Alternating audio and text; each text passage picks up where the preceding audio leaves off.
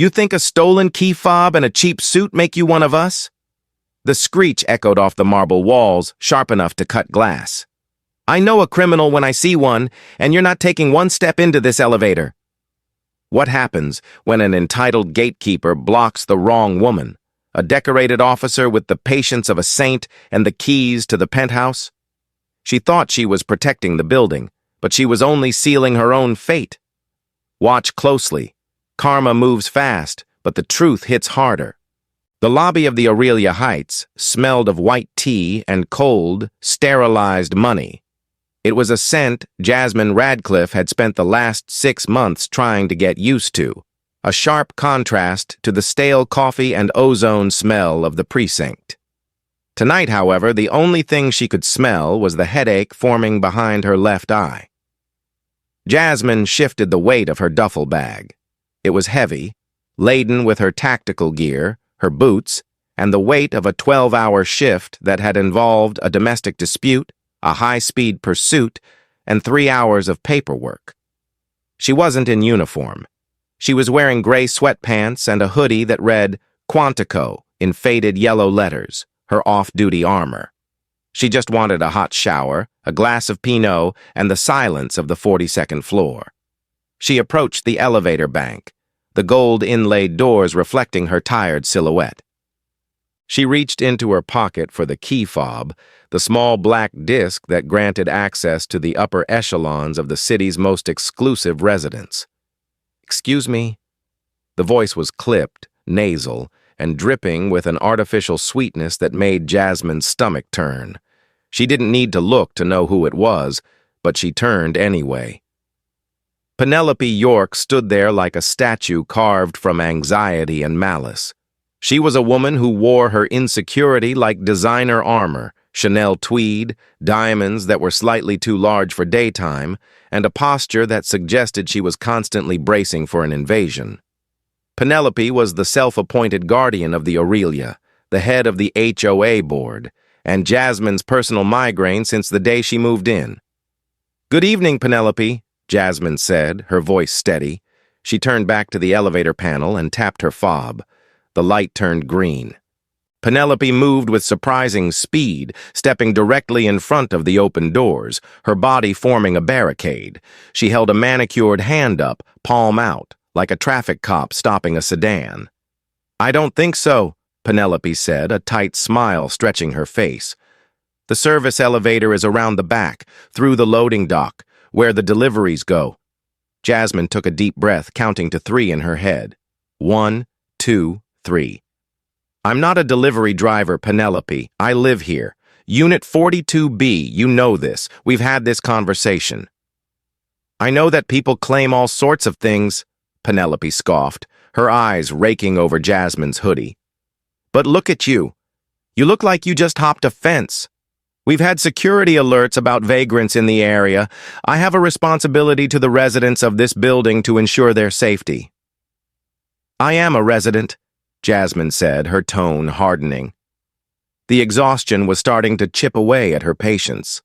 "And I am a police officer. Peace. If you don't move, you are obstructing my movement in my own home."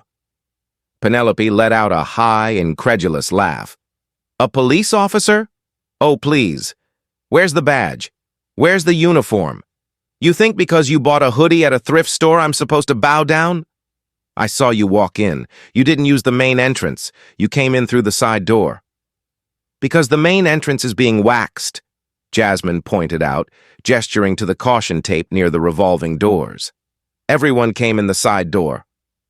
"Don't get smart with me," Penelope snapped, her face flushing a blotchy red. "I know how this works. You get a fob from a boyfriend, maybe steal one from a cleaning lady, and you think you can crash the amenities. Not on my watch. This isn't a halfway house, and it certainly isn't a shelter." The elevator doors tried to close, bumping against Penelope's shoulder. She shoved them back aggressively. "Penelope, move," Jasmine said, stepping forward. She towered over the older woman, her physical presence commanding despite the sweatpants. "Don't you dare intimidate me!" Penelope shrieked, her voice echoing through the cavernous lobby. She fumbled in her purse and pulled out her phone. I'm calling the police. Real police, not whatever fantasy you're living in. Jasmine crossed her arms. Go ahead, call them. I will, and I'll have you cited for trespassing and harassment. Penelope's fingers flew across the screen. You people always think you can just waltz in wherever you want. The air in the lobby shifted. It wasn't just an annoyance anymore. It was dangerous. Jasmine felt the familiar prickle of adrenaline. She knew the statistics. She knew that even as a cop, a hysterical white woman screaming about trespassing to responding officers could end poorly for her if she didn't manage the situation perfectly. You people? Jasmine asked quietly. Grifters, Penelope spat, though her eyes darted away for a second. Scammers, lowlifes. A small crowd had begun to gather near the mailboxes. Maya Jensen, a young graphic designer from the 15th floor, had stopped sorting her mail. She was watching, her phone subtly raised, the camera lens pointed directly at the confrontation. Jasmine caught Maya's eye. Maya gave a small nod of solidarity, her thumb hovering over the record button. Last chance, Penelope, Jasmine said. Step aside. No, Penelope declared, planting her feet. I am the board president.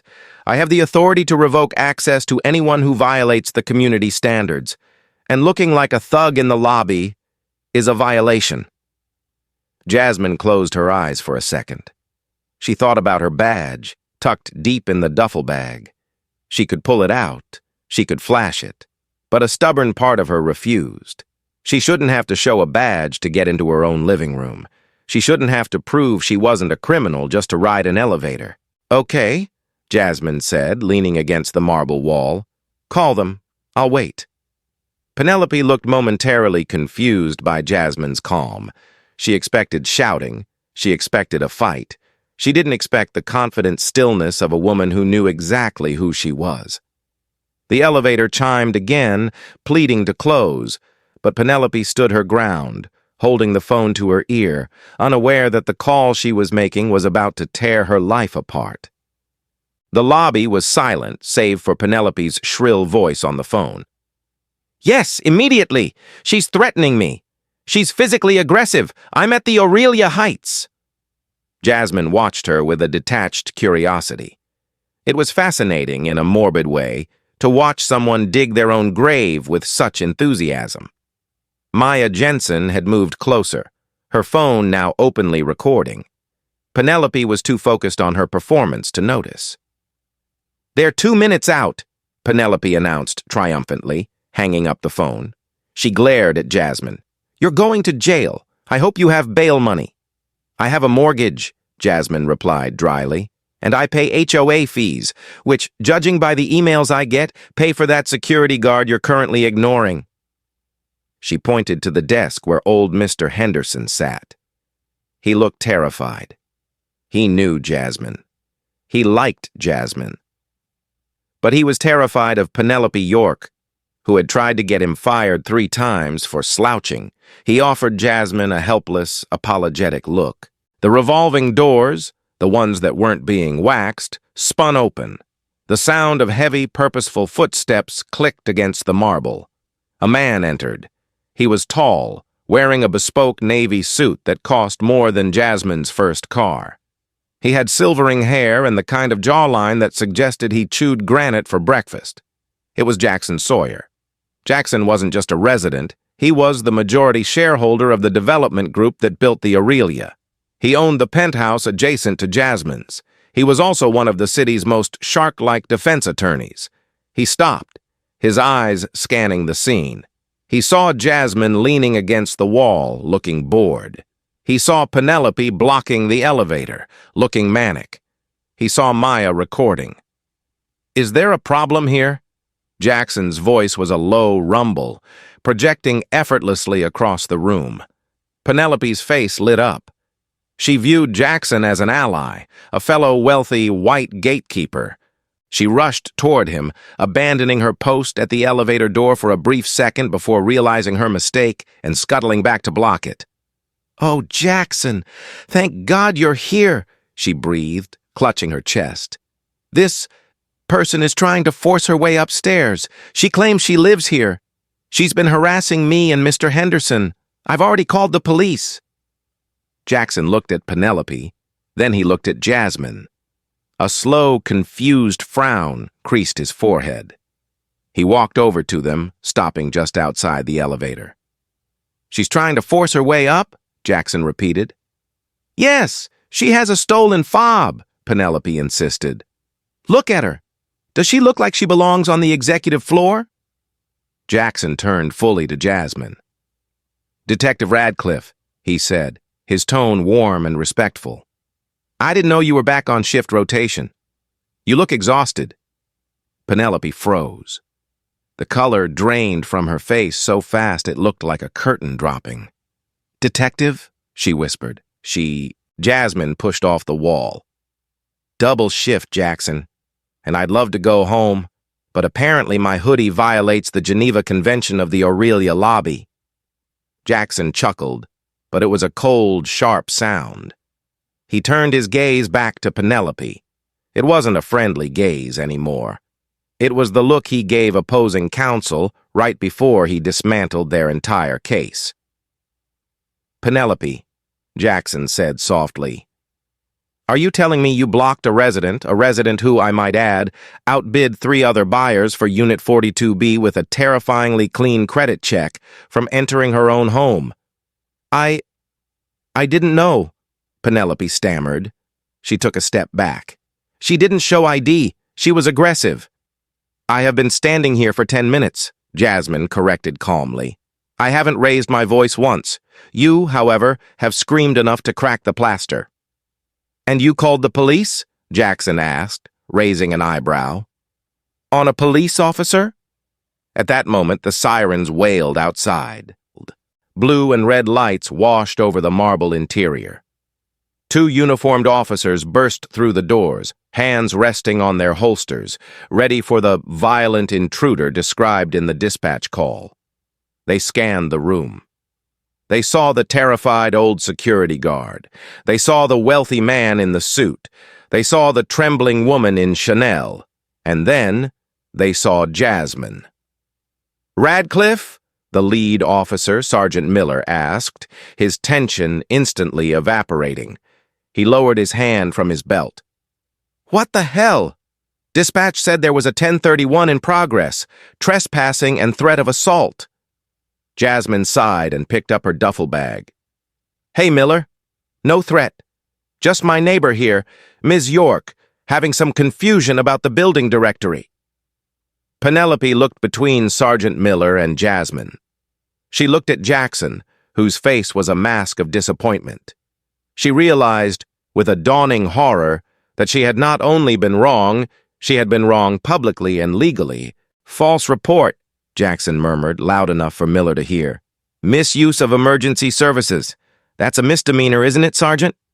"It sure is," Miller said, his eyes narrowing at Penelope. "Ma'am, did you tell the dispatcher this woman was physically assaulting you?" I felt threatened," Penelope cried, her voice shrinking. "She's so looming." "I'm 5'7", Penelope," Jasmine deadpanned. Jackson stepped forward. "Officers, I witnessed the tail end of this." Detective Radcliffe was calm. Ms. York was obstructing the elevator and shouting. "Miss Jensen over there," he pointed to Maya, "has the whole thing on video, I assume?" Maya stepped forward, holding her phone up like a torch. "Every second of it, including the part where she called Jasmine a thug and implied she stole the key fob from a cleaning lady." Penelope gasped. "I never used that word." "It's on the recording, Penelope," Maya said, her voice shaking slightly with adrenaline but firm. 4K video, crystal clear audio. Sergeant Miller pulled out his notepad. "Ms. York, I'm going to need to see your ID. We're going to have to write you up for a citation regarding the misuse of 911. And if Detective Radcliffe wants to press harassment charges, we can discuss that too." Penelope looked like she was going to faint. "Citation? But I'm the board president." "Not for long," Jackson said. His voice was final. "I'm calling an emergency board meeting tomorrow morning. This behavior exposes the building to massive liability. Discrimination lawsuits aren't cheap, Penelope, and I won't have my property value tanked because you can't check your bias at the door. Jasmine finally stepped into the elevator. She held the door open with her hand. Miller, don't worry about the harassment charge for now. I just want to go to sleep. But Ms. York, if you ever block my path again, I won't be calling Sergeant Miller. I'll be calling my lawyer. She looked at Jackson. Coming up? After I give my statement, Jackson said with a wink. The elevator doors slid shut, cutting off the sight of Penelope York trying to explain herself to a skeptical police sergeant, while Maya Jensen uploaded the file to the cloud. Jasmine didn't sleep immediately. She sat on her plush velvet sofa, overlooking the glittering skyline of the city, a glass of red wine in her hand. The adrenaline dump had left her shaking slightly. It wasn't fear. She'd faced down armed robbers who were less scary than Penelope York. It was rage. Cold, hard rage. She had worked 10 years to get to this spot. 10 years of busting her ass, saving every dime, investing wisely, and enduring the boys' club mentality of the force. She had bought this place to escape the noise, to have a sanctuary, and in 20 minutes, one woman had turned her sanctuary into a crime scene. Her phone buzzed on the coffee table, then it buzzed again. Then it started vibrating continuously, dancing across the glass surface. She picked it up. A text from her brother. Did you see Twitter? Jasmine opened the app. She didn't have to search far. It was trending locally. Aurelia Heights. Permit Patty Penelope. Karen on Chanel. Maya Jensen hadn't just saved the video. She had captioned it perfectly. POV. You're a literal police detective trying to go home after a 12-hour shift and the board president decides you don't look like a resident. Wait for the cops to arrive and recognize her. The satisfaction is 10-10. The video had 50,000 views. 10 minutes later, it had 150,000. Jasmine watched it. It was brutal. On screen, Penelope looked deranged, her face twisted in a sneer, her body language aggressive. Jasmine looked impossibly cool, leaning against the wall, delivering lines with icy precision. The arrival of Jackson Sawyer and the police was the cherry on top. The moment Penelope's face crumbled was being turned into a GIF in real time. Jasmine took a sip of wine. She felt a twinge of satisfaction, yes, but also a knot of dread. Viral fame was a double-edged sword. She didn't want to be the victim cop. She just wanted to be Jasmine. Downstairs, inside Unit 12A, Penelope York was living a nightmare. She paced her living room, which was decorated in shades of beige and cream, sterile, expensive, and currently feeling like a cage. Her phone had been ringing non-stop. Reporters, random numbers, even her ex-husband. She had poured herself a vodka tonic, but her hands were shaking so badly she spilled half of it on the Persian rug. How could they? She muttered to the empty room. I was protecting the building. I was doing my job. She truly believed it. In Penelope's mind, the world was a chaotic place trying to invade her orderly existence. She viewed the Aurelia not as a building, but as a fortress, and she was the commander. The idea that she had been wrong, that she had profiled a black woman who had more authority and arguably more liquidity than she did, was a cognitive dissonance her brain refused to process. She grabbed her phone and dialed the one person she thought might help. Zoe? Zoe, pick up. Her daughter, Zoe Wolf. A sharp-tongued corporate auditor who hadn't visited in 6 months. Mother? Zoe's voice was tired. Why are you calling me at 11 p.m.? You have to help me, Penelope sobbed. I'm being attacked, viciously attacked online. There was an incident in the lobby. I know, Zoe said. Her voice was devoid of sympathy. I saw the video. A friend sent it to me asking if that crazy lady was my mom. It's edited, Penelope cried. That girl, that Maya, she manipulated it. I was scared, Zoe. She was threatening me. Mother, Zoe cut in. I watched the whole 3 minutes. She stood there. She didn't move. You stuck your foot in the elevator door. You called her you people. Do you have any idea how bad this looks? I need you to sue them, Penelope demanded, switching from victim to aggressor. Sue the girl for defamation. Sue the police department for intimidation. I'm an auditor, not a defamation lawyer, Zoe said. And even if I were, I wouldn't take this case. You're in the wrong. You need to apologize, publicly, before you lose everything. I will not apologize for keeping this building safe. Then you're on your own, Zoe said. I have a meeting in the morning. Don't call me about this again. The line went dead. Penelope threw the phone onto the sofa. She felt cornered, trapped. But beneath the panic, a darker resolve was forming. They thought they could humiliate her. They thought a video and a citation would stop her. She walked over to her desk and unlocked the bottom drawer. Inside was a thick ledger and a series of hard drives. This was her leverage. This was why she was so paranoid about security, about people snooping, about cops living on the 42nd floor. It wasn't just racism that drove Penelope's gatekeeping. It was fear. Because Penelope York wasn't just a bored housewife. She was running a high-stakes laundering operation for an offshore gambling syndicate through the HOA's vendor accounts, and she had been skimming off the top. If Jasmine Radcliffe started poking around, if she started looking at why the security upgrades cost millions, Penelope wouldn't just be canceled, she would be in federal prison. A notification pinged on her iPad. An email from the board of directors, signed by Jackson Sawyer. Subject: Notice of emergency meeting and immediate suspension. Dear Ms. York, effective immediately, your powers as board president are suspended pending a review of the incident on 10/14. You are fined $5,000 for violation of resident conduct codes, Section 4.2, harassment. You are restricted from the common areas until further notice. Penelope stared at the screen. The fine was nothing. The suspension was annoying. But the isolation? That was dangerous. If she couldn't control the board, she couldn't control the narrative. And if she couldn't control the narrative, the audits would start. She wiped her eyes. The tears were gone. Fine, she whispered. You want a villain? I'll show you a villain. But I'm going to take that detective down with me. The instant karma of the citation and the viral shame had hit her hard, but Penelope York was like a cockroach. She would survive. She just needed a new plan, a way to make it look like she was the victim, and Jasmine was the corrupt cop bullying a defenseless old woman. She opened her laptop and began to type a press release.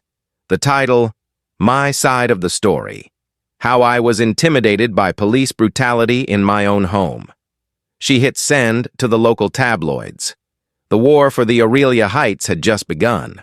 The morning sun hit the Aurelia Heights with the same indifference as always, but inside Unit 12A, the atmosphere was anything but routine. Penelope York sat at her dining table, which was currently covered in fan mail, hate mail, and legal notices. Opposite her sat Aubrey Kingsley, a woman whose smile was as sharp as her stilettos. Aubrey was a crisis management specialist, the kind you hired when you wanted to burn the earth rather than plant an olive branch. She cost $600 an hour, and she was worth every penny. Stop crying, Penelope, Aubrey said, scrolling through her tablet. Tears are for the camera, not for strategy meetings. Now let's assess the damage. The video has 2 million views.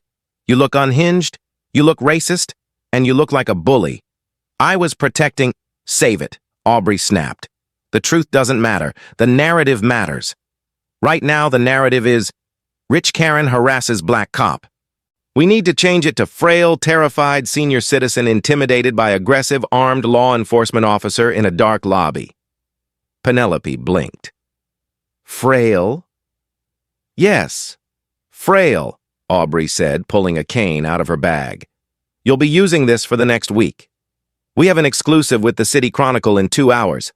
You aren't the aggressor, Penelope. You're a confused elderly woman living alone who saw a hooded figure and panicked. You were acting out of trauma. And Detective Radcliffe? She escalated the situation. She used her size and her authority to terrorize you. But she didn't, Penelope whispered. She just stood there. Aubrey looked up, her eyes cold. Perception is reality, darling. Did you see a gun? Well, she's a cop.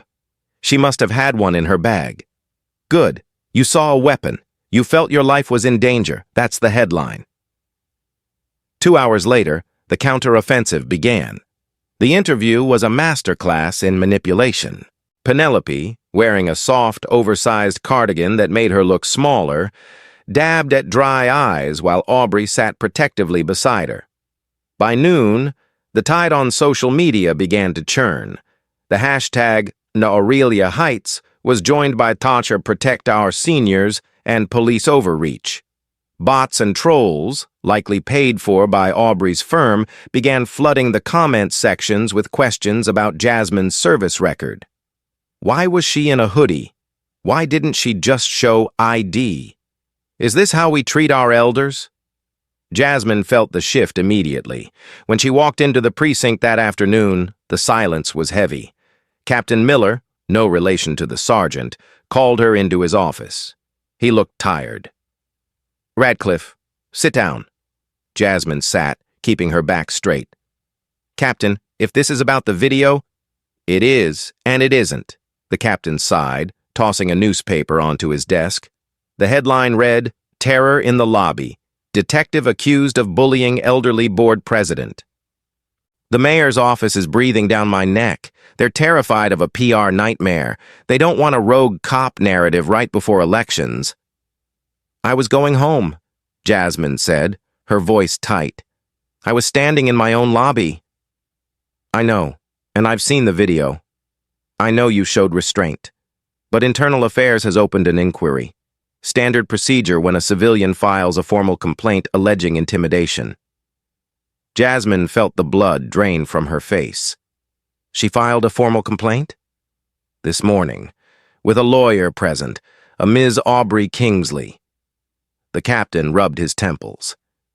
Jasmine, you're a hell of a detective. But until this blows over, I have to put you on administrative leave. Paid, of course. But you need to hand in your badge and gun. The injustice of it tasted like ash in her mouth. She had done everything right. She had followed every protocol. And yet, the lie was traveling halfway around the world while the truth was still putting on its shoes. Fine, Jasmine said, placing her badge and service weapon on the desk. The metal clinked loudly in the quiet office. But Captain, when I'm cleared, I'm coming for her, civilly, and I'm going to take everything she has. She walked out of the precinct, feeling lighter physically but heavier in spirit. She checked her phone. A text from Jackson Sawyer.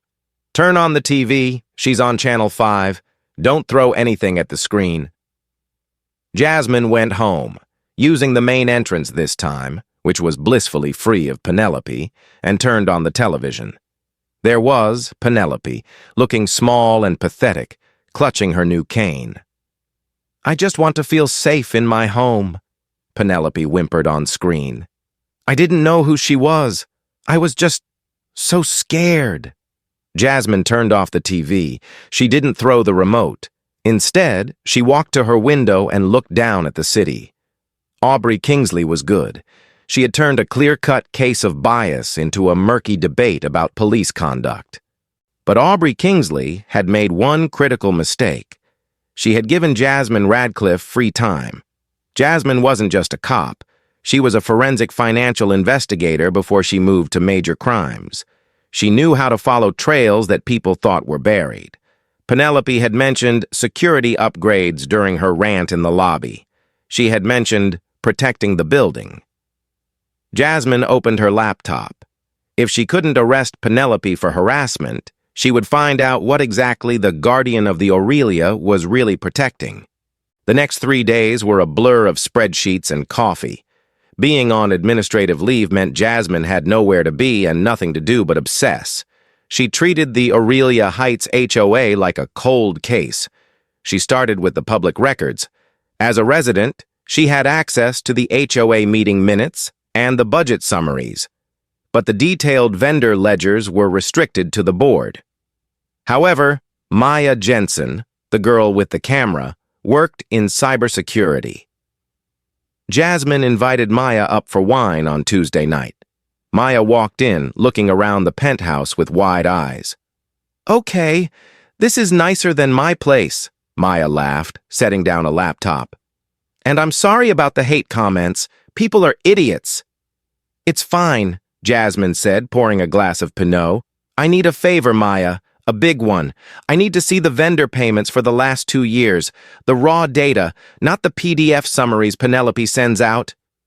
Maya grinned. "I thought you'd never ask. The HOA uses a portal called Secure Community, and it has the security of a wet paper bag. I'm not saying I hacked it, but I might have guessed the password. It was password Wonder 23. They sat on the floor, surrounded by printed spreadsheets. It didn't take long for Jasmine's trained eye to spot the anomaly. "Here!" Jasmine pointed a manicured nail at a recurring payment.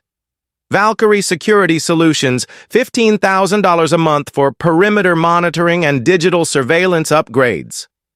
Maya frowned. "We don't have digital surveillance upgrades. Our cameras are from 2010, and Mr. Henderson is the only security we have." "Exactly," Jasmine said. "So where is that money going?" She ran a background check on Valkyrie Security Solutions. It was an LLC registered in Delaware to a P.O. box. The registered agent was a generic law firm, dead end.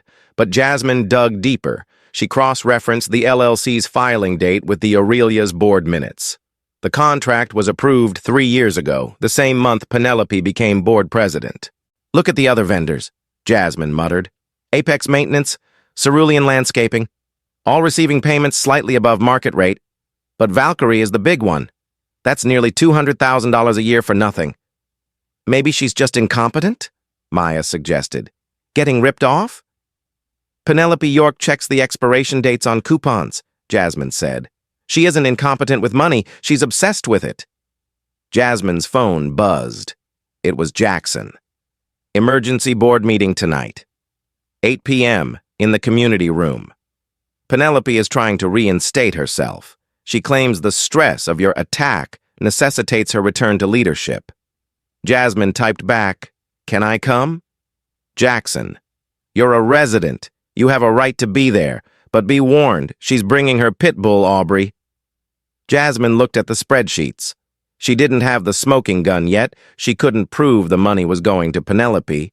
But she had enough to ask questions that would make Penelope sweat. "Maya," Jasmine said, standing up, "can you print all of this? And make a chart? A really big, colorful chart?" Maya cracked her knuckles. "I'm a graphic designer. I'll make it beautiful." At 8 p.m., the community room was packed. The viral fame of the building had turned the usually boring HOA meeting into a spectator sport. Residents were whispering, phones out. Penelope sat at the head of the table, flanked by Aubrey Kingsley and a few loyalist board members, older residents who believed the scary hoodie narrative. "We are here to discuss the unfair suspension of our president," Aubrey began, standing up. "Ms. York has been the victim of a smear campaign." Jasmine walked in. She wasn't wearing a hoodie this time. She was wearing a tailored black suit that cost more than Penelope's entire outfit. She carried a leather portfolio. The room went silent. "Detective Radcliffe," Aubrey said, her smile tight. "I didn't think you'd show your face." "I live here," Jasmine said, taking a seat in the front row next to Jackson. "And I have some questions about the budget." Penelope scoffed. "This isn't a budget meeting. This is a review of my conduct." "Actually," Jackson interjected, his voice smooth and dangerous, "any resident can raise new business. Proceed, Ms. Radcliffe." Jasmine stood up. She didn't look at Aubrey. She looked directly at Penelope. "Penelope, can you explain the services provided by Valkyrie Security Solutions?" Penelope's left eye twitched. It was a micro-expression, gone in an instant, but Jasmine saw it. Fear. They handle our off-site monitoring," Penelope stammered. Cloud storage. Very technical. Interesting, Jasmine said. She signaled Maya, who projected a slide onto the screen behind the board. It was a photo of the address listed for Valkyrie Security Solutions. It was a strip mall mailbox store next to a vape shop. Because according to state records, Valkyrie Security has no employees, no website, and operates out of a mailbox in Nevada. Yet we've paid them $500,000 in 3 years. The room erupted in murmurs. This is harassment, Aubrey shouted, standing up. She's trying to deflect from her assault charge. I'm trying to find out why my HOA fees are so high, Jasmine countered, her voice cutting through the noise. I ran the numbers, Penelope. Since you took office, vendor payments have increased by 40%, yet services have declined. Where is the money? Penelope stood up, her cane falling to the floor with a clatter. She forgot to limp. How dare you? I have dedicated my life to this building. I review every invoice. Then you noticed that Apex Maintenance is owned by a shell company linked to the same address as Valkyrie? Jasmine pressed. Penelope went pale. She looked at Aubrey, but for the first time the PR shark looked unsure. Financial fraud wasn't a PR spin. It was a felony. Meeting adjourned, Penelope shrieked. This is a witch hunt. She grabbed her purse and stormed out, moving with a speed that miraculously cured her frailty. The residents watched her go, the seeds of doubt planted deep in the soil of the Aurelia Heights. Jasmine sat down. Jackson leaned over. You didn't tell me you were bringing a bazooka to a knife fight, he whispered. I'm just getting started, Jasmine replied. She ran, which means she's guilty. Now I just need to prove where the money went. Zoe Wolf stared at the live stream of the HOA meeting on her phone. She was sitting in her sterile, modern apartment in downtown Chicago, hundreds of miles away from the drama, but she felt the shock wave. She watched her mother, Penelope, flee the room after Jasmine dropped the bomb about Valkyrie Security. Zoe closed her eyes and exhaled a plume of smoke from her vape. Oh, Mother, you didn't. Zoe was a forensic auditor for a Big Four accounting firm. She spent her days hunting down corporate malfeasance. She knew exactly what Valkyrie Security looked like. It looked like embezzlement. She had always known her mother was difficult, controlling, narcissistic.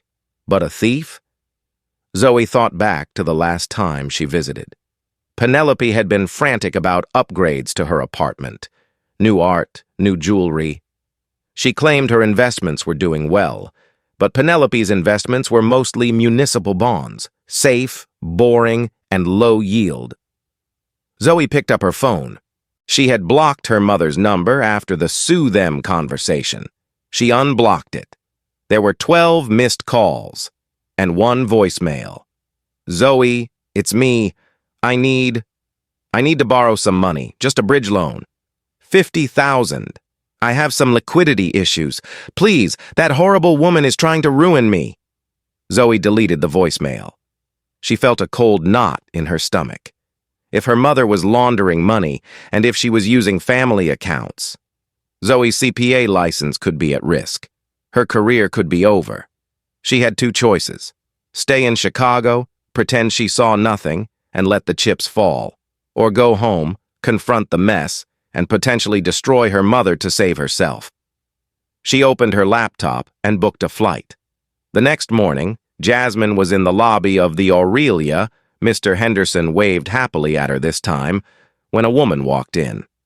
She looked like a younger, sharper version of Penelope, minus the tweed and the malice. She wore a severe trench coat and carried a Toomey briefcase. She walked straight up to Jasmine. Detective Radcliffe? Jasmine tensed. Yes? I'm Zoe Wolf, Penelope's daughter. Jasmine crossed her arms. If you're here to serve me with a lawsuit, you can leave it with the concierge. I'm not here to sue you, Zoe said, her voice flat. I saw the meeting last night. Valkyrie Security. What about it? My mother doesn't know how to set up an LLC in Nevada, Zoe said. She barely knows how to use PDF. If she's embezzling, someone helped her. And if she's doing it poorly enough for you to find it in 3 days, she's in over her head.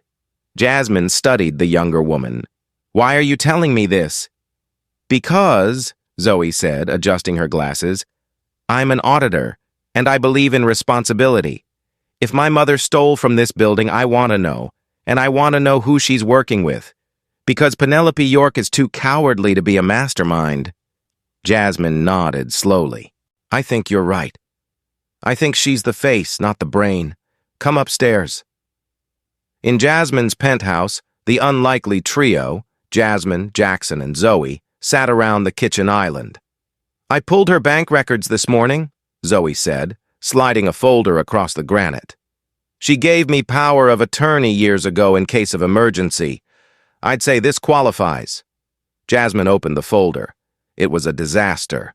Large cash withdrawals, wire transfers to the Cayman Islands, and payments to an entity called the Sovereign Trust. The Sovereign Trust, Jackson mused. That sounds like a gambling front. It is, Jasmine said, her eyes widening.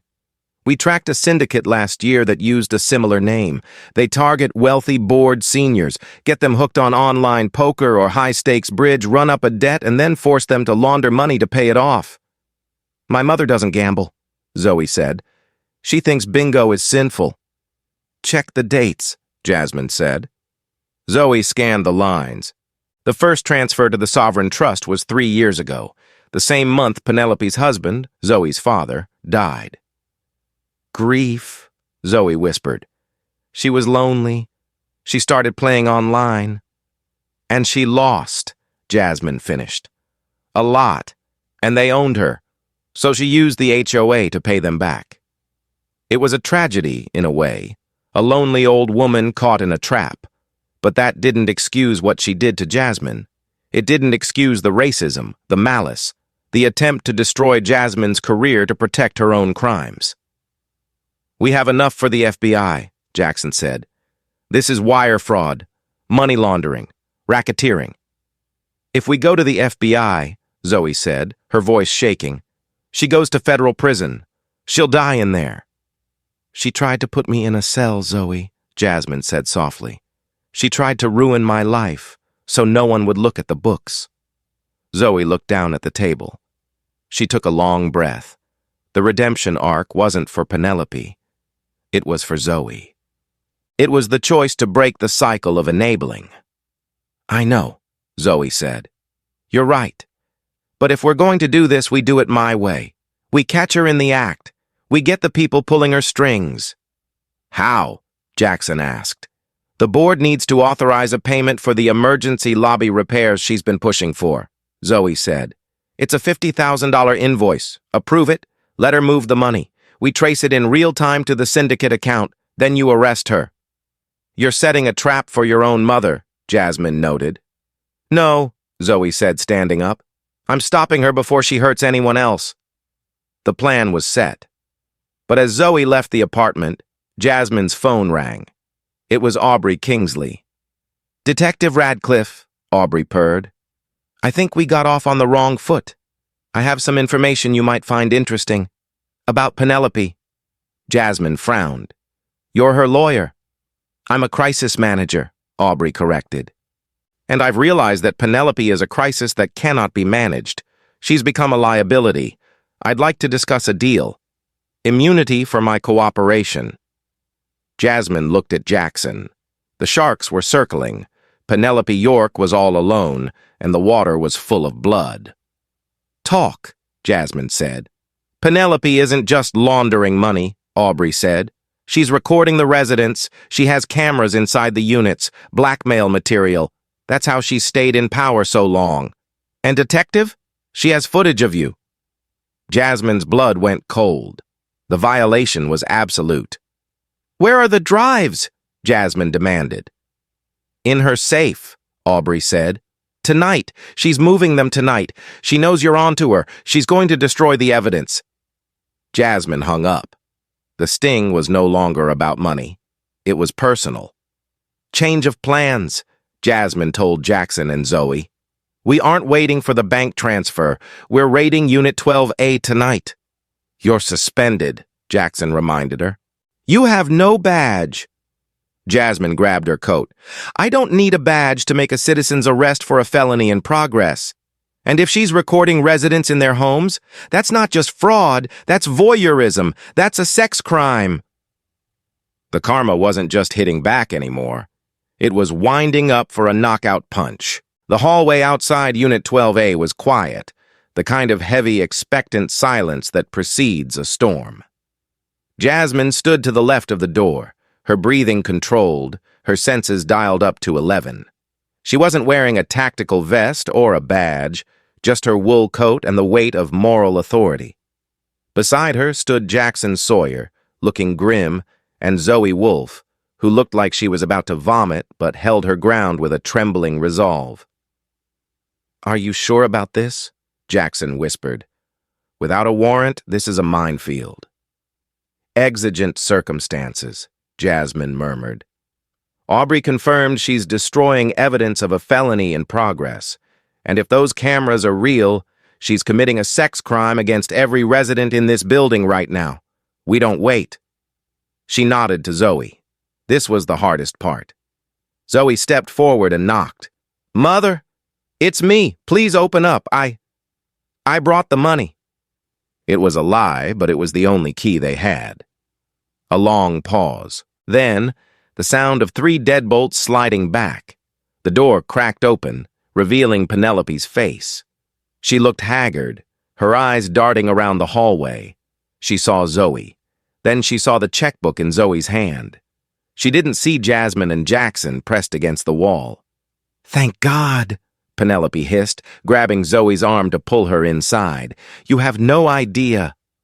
As soon as the door swung wide, Jasmine moved. She stepped into the frame, her boot blocking the door from closing. Hello, Penelope! Penelope shrieked, stumbling back. She dropped her cane. She didn't need it anyway, and scrambled toward the hallway table where a heavy crystal vase sat. Don't! Jasmine commanded, her voice cracking like a whip. Step away from the table. Keep your hands where I can see them. Get out! Penelope screamed, backing up until she hit the wall. You're trespassing! Zoe, call the police! We are the police, Jasmine said, stepping fully into the apartment. Jackson followed, closing the door behind them. The apartment was a chaotic mess. The pristine beige sanctuary was littered with packing boxes. In the center of the living room, the fireplace was blazing despite the mild weather. A pile of hard drives sat on the coffee table next to a hammer. Penelope had been smashing them before burning the fragments. Destruction of evidence, Jackson noted, looking at the debris. That's another 5 years, Penelope. You have no right, Penelope spat. This is my property. These are my personal files. Aubrey told us about the cameras, Mother, Zoe said quietly. She stood in the center of the room, tears streaming down her face. She told us you record the neighbors. Penelope froze. The betrayal hit her harder than the threat of arrest. Aubrey? That treacherous little... Where are they? Jasmine asked, walking toward the large, ornate mirror hanging over the fireplace. She had noticed it earlier. It was slightly too thick, slightly too angled. She reached up and gripped the frame. Don't touch that! Penelope lunged, but Jackson stepped in her path, his broad frame an immovable object. Jasmine pulled. The mirror didn't come off the wall. It swung open on hidden hinges. Behind the glass wasn't a wall, but a recessed server rack humming with blue lights. A bank of monitors showed live feeds, the lobby, the elevator, and horrifyingly, the interiors of 3 other apartments. Jasmine saw the feed labeled 42B, her own living room. A cold violation washed over her. She saw herself from yesterday, sitting on her sofa. Penelope hadn't just blocked her from the elevator. She had been watching her undress, watching her sleep, watching her live. You sick! Jasmine's voice trembled with a rage she hadn't felt in years. She turned to Penelope. You installed cameras in our homes? How? Penelope was panting, cornered. The smoke detectors, she whispered, a twisted pride leaking through her fear. During the mandatory inspections, Valkyrie Security installed them. I needed to know who was safe, who was a threat. You needed leverage, Zoe corrected, her voice hardening. You were blackmailing the board members. That's why they never questioned the budget. I did it for the building, Penelope cried, her reality fracturing. To keep the element out. To keep people like her out. She pointed a shaking finger at Jasmine. And yet, Jasmine said, pulling her phone out, you're the criminal. You're the one laundering money for a gambling syndicate. You're the one spying on families. I had to pay them, Penelope sobbed, collapsing onto the sofa. The Sovereign Trust. They said they'd hurt me. I borrowed too much. I just needed a little more time. Jasmine looked at the live feeds. She looked at the server. And then she noticed something blinking on the console. A small red light. Rec. Is this recording audio too? Jasmine asked. Penelope didn't answer. She was rocking back and forth. Jasmine tapped the keyboard. She rewound the feed of the living room they were standing in. She played back the last 10 minutes. Audio. You have no right. This is my property. Audio. Aubrey told us about the cameras. Audio. I needed leverage. I did it for the building. Audio. I had to pay them. The Sovereign Trust. Well, Jackson said, letting out a long breath. I believe that's what we call a confession.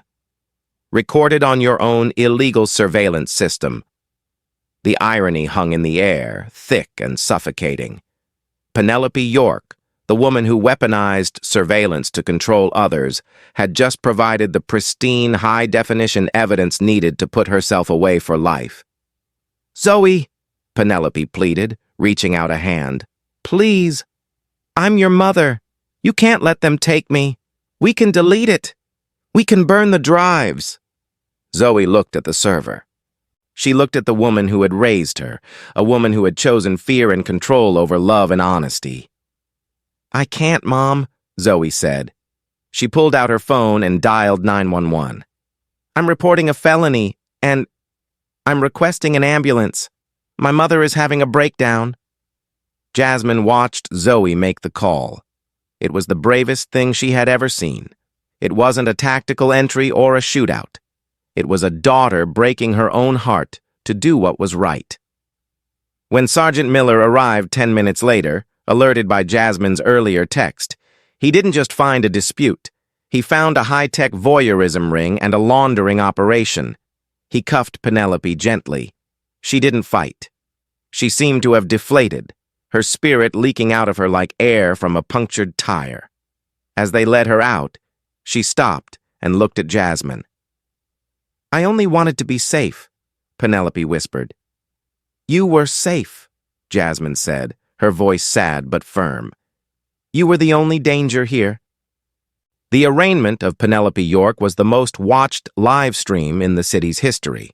The Karen in Chanel had graduated from a viral nuisance to a supervillain. The sheer scale of her crimes captivated the public. It wasn't just racism. It was Rear Window meets The Sopranos. The charges were a laundry list of felonies, 34 counts of video voyeurism, one for every unit she had wired, wire fraud, embezzlement, money laundering, racketeering. Jasmine sat in the back of the courtroom. She had her badge back. Internal Affairs had dropped the inquiry within an hour of the raid. But she wasn't there as an officer. She was there as a victim. Penelope stood in the dock, wearing an orange jumpsuit that clashed horribly with her pale skin. She looked small. The frail old woman act wasn't working anymore. Not when the prosecutor played the clips of her gleefully discussing how to blackmail the treasurer with footage of his affair. Aubrey Kingsley had turned state's witness. In exchange for immunity, she handed over emails, ledgers, and recordings of Penelope instructing her to destroy Jasmine's reputation. Aubrey's career was over. No celebrity would hire a snitch, but she avoided prison. The biggest bombshell, however, came from the FBI. Using the data from Penelope's server, they had traced the Sovereign Trust. It wasn't just a gambling ring. It was a massive identity theft operation run out of Eastern Europe. Penelope's debt was largely fabricated. They had been bleeding her dry for years, and she had been too proud and too scared to go to the authorities. She had victimized her neighbors to pay a predator, never realizing she could have just asked for help.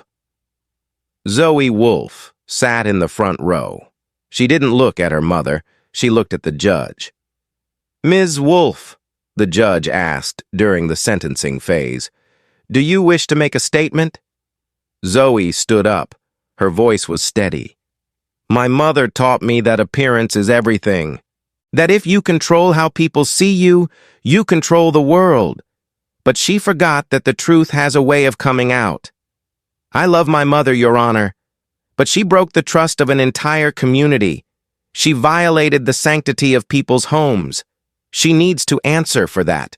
We cannot build a safe society if we excuse the actions of those who believe they are above the law simply because they live in a penthouse." It was the grounded, redemptive moment the media didn't know how to handle. They wanted a catfight. Zoe gave them a lesson in integrity. The judge sentenced Penelope York to 15 years in federal prison. As the gavel banged, Penelope didn't scream. She just looked at Zoe. "I'll write to you," she mouthed. Zoe nodded, tears finally spilling over. "And maybe one day, I'll write back." The aftermath at the Aurelia Heights was a long, painful detox.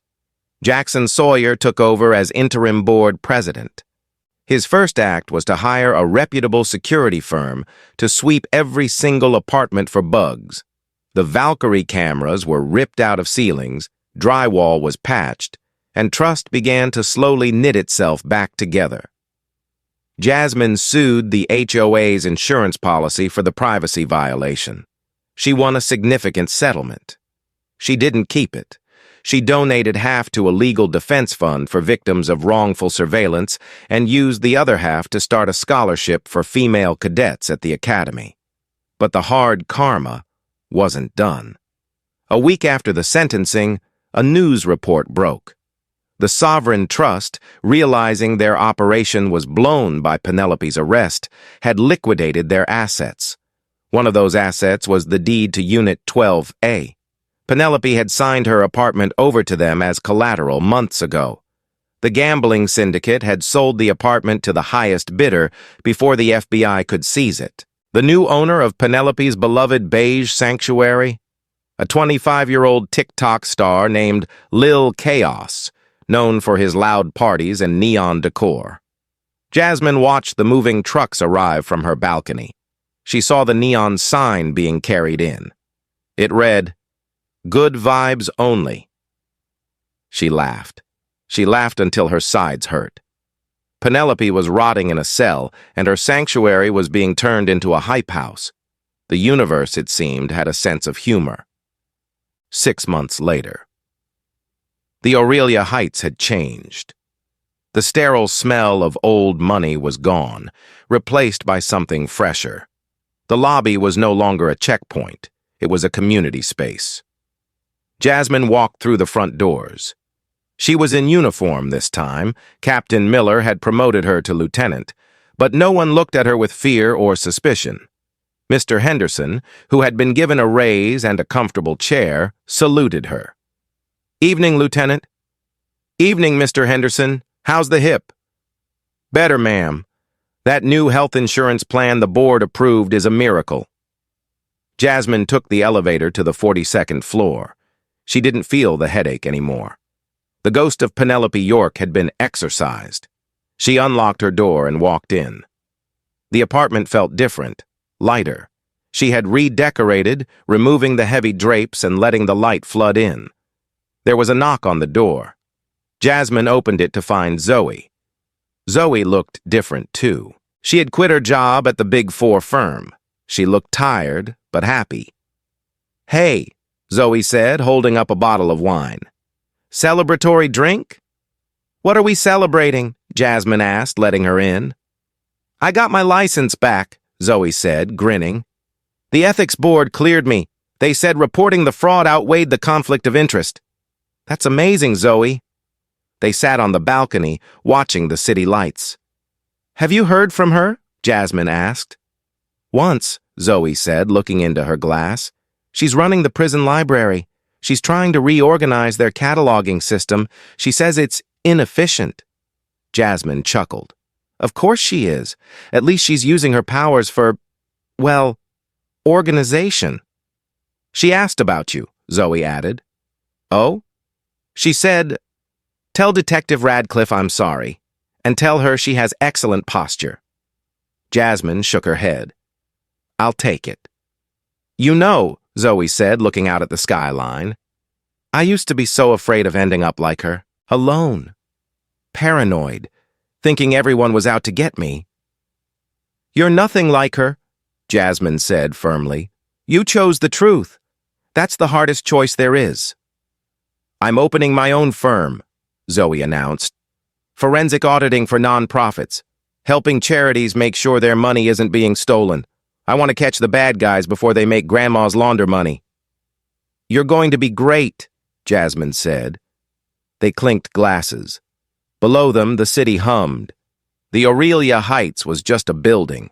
It was glass and steel and concrete, but it was the people inside who defined it.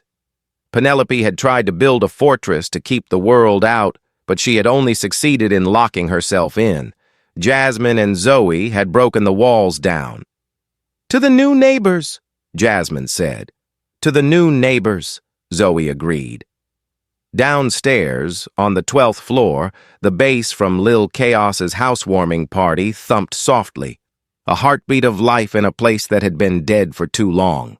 "And that," Jasmine's voiceover plays as the camera pans over the glittering city skyline, "is how you take down a gatekeeper."